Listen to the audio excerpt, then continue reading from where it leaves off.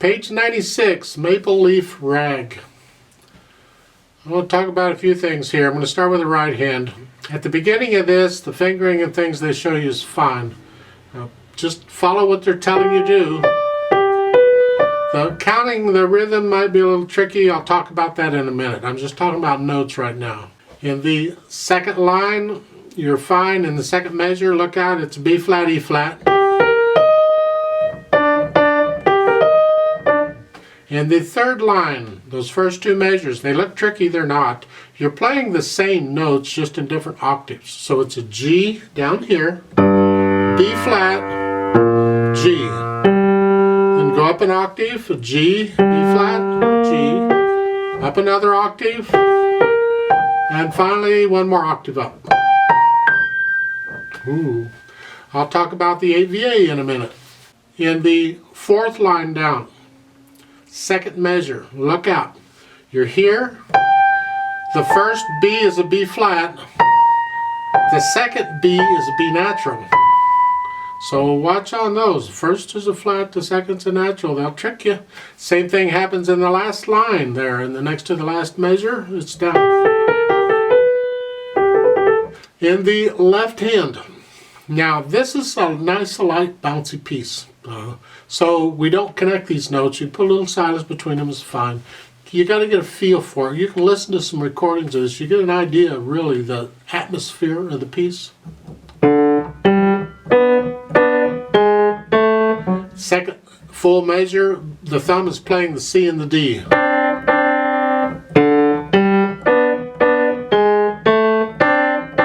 In the first measure of the second line, you can, that D, the last note in it, you can play third finger, second finger, whatever, because you got the octave coming up. So it's. Now in the second measure, look at the fingering there. For the E flats, they're showing a 4-1. They have a 5 in parentheses, which means you have a choice. You can use the fifth finger instead of the fourth if you want. I recommend that when you're playing octaves, if possible, you use 4 on that. And use the 5 if it's a white keys. Whichever. It's my opinion. I think in the long run you're better off if you can learn to use the 4th finger, either hand, if you're playing black keys, and then 5 finger on the white keys. It's not always that way. But for a general guide to go by, I would recommend it. Now, let's talk about some of this tricky stuff. Third line down, you're playing G's in the first two measures. All right? I'm recommending a 5 on the first G and a 1 on the second, and you alternate that. So in the first measure, it's here, G. That first note is a G, by the way. Then a thumb plays the next one, the G. There's an LH there, it tells you the left hand. Also, the stems are going down. Remember the stems up and down? I've harped about that all over them. Okay. Second measure, I recommend the 5th finger play the first one, and the thumb play the second.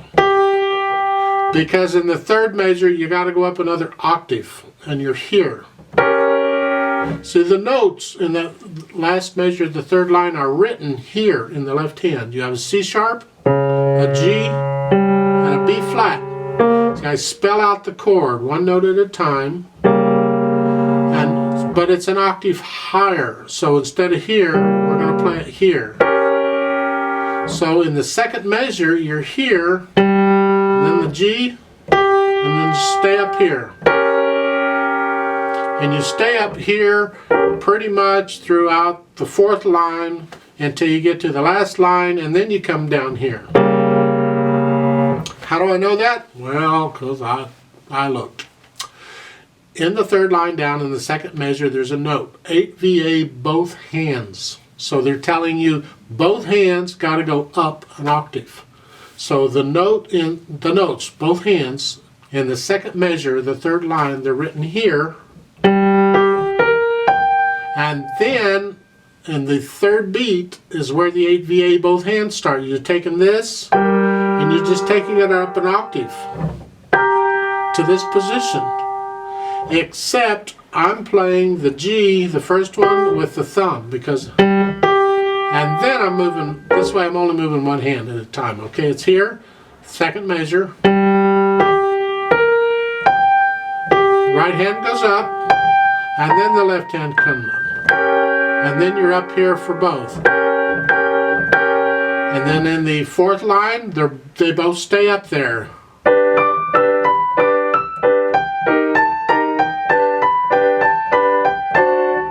And then the last note of the fourth line, there's no 8VA anymore, so now it comes down, and then the left hand. And then you're where it's written. That's how it works. There's no pedal in this. As I said, this is a bouncy piece. And the big mistake people make, in my opinion, is that they take this piece way too fast. There are some fast rags. This is not one of them. This is just a nice, fun, bouncy rag. And I hear people taking this fast. I don't want to go, no, take it slower. It's just, have fun with it.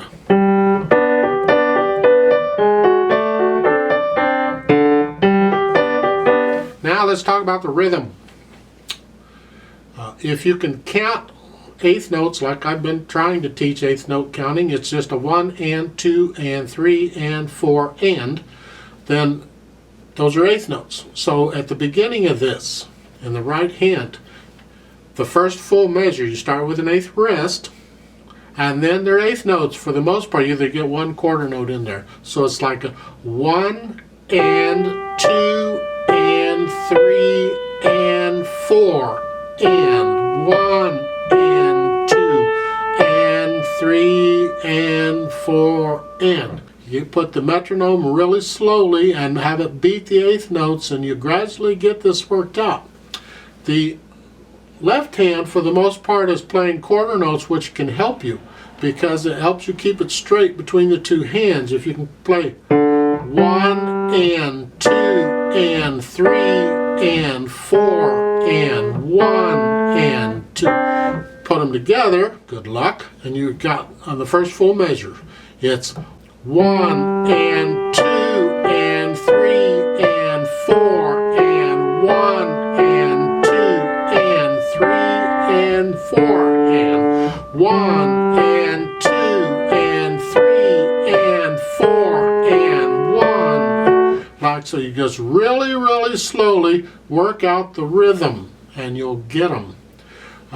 Go down to the third line. At the end of the third line, that last note in the right hand is tied. So when you get to the fourth line on the first eighth note, you're not going to play it again. You're holding it down from before. So hold down, you're playing the left hand chord in the fourth line by itself, the first one, because you're holding the right hand down, so you hear. So it's a 1, 1 and 2 and 3 and 4 and like so, except of course I'm up here.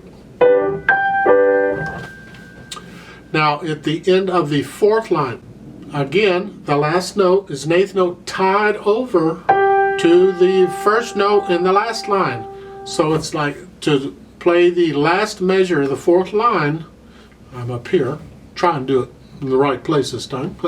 So it's a 1 and 2 and 3 and rest and 2 and 3 and 4 and 1.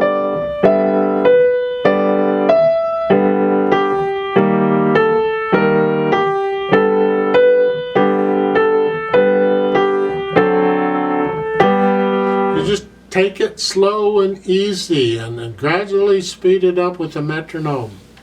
What I would prefer you don't do is just listen to somebody else play it and then copy their rhythm. Maybe they have it right, maybe they don't. But I would prefer you be able to read the music and figure it out yourself. Now there is a repeat sign on this, so we are in effect going to play this piece twice. You have to play with me, and I'm going to go really, really, really slow because of the eighth notes. Now, I want to talk about that third line. Because now we're putting the hands together. If you do it, learn them one at a time like I showed you, put them together shouldn't be that bad. Because you're starting out down here, right? So the left hand plays the first eighth note, then the right hand takes over, hand, left hand,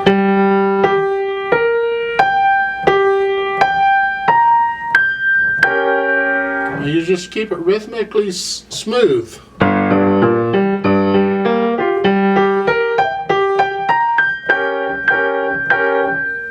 And you'll get it eventually. You work it out. You pretty much have to memorize those first two measures, but if you got these notes, it's a G minor chord. We're just not using the D. Okay?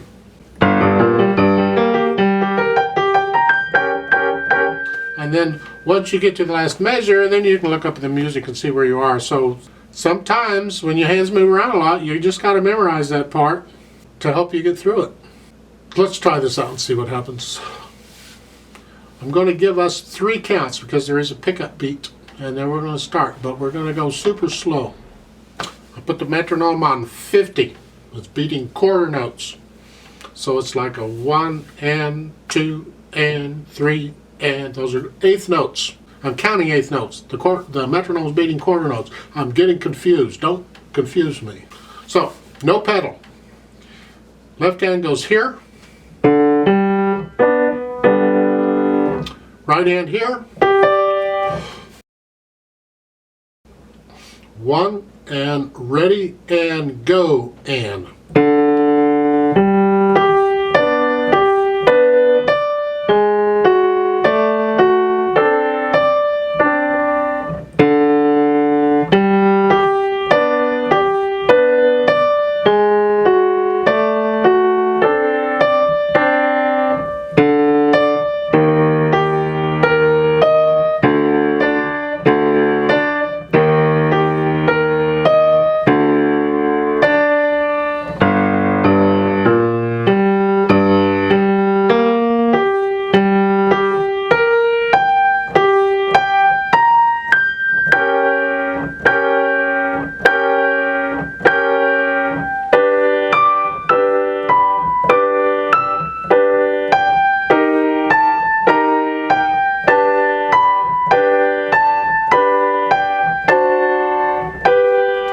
Rest.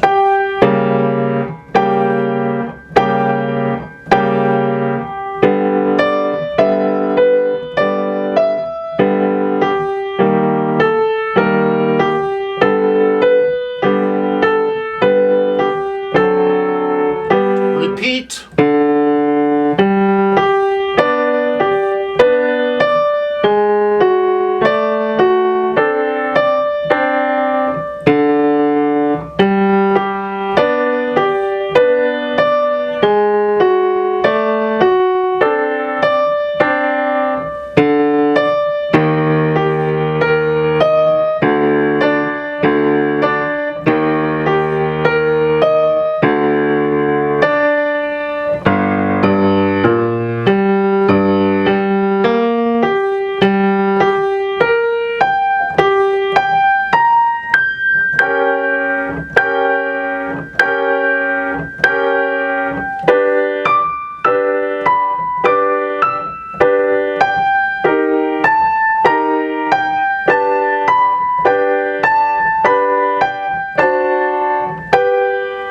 Four and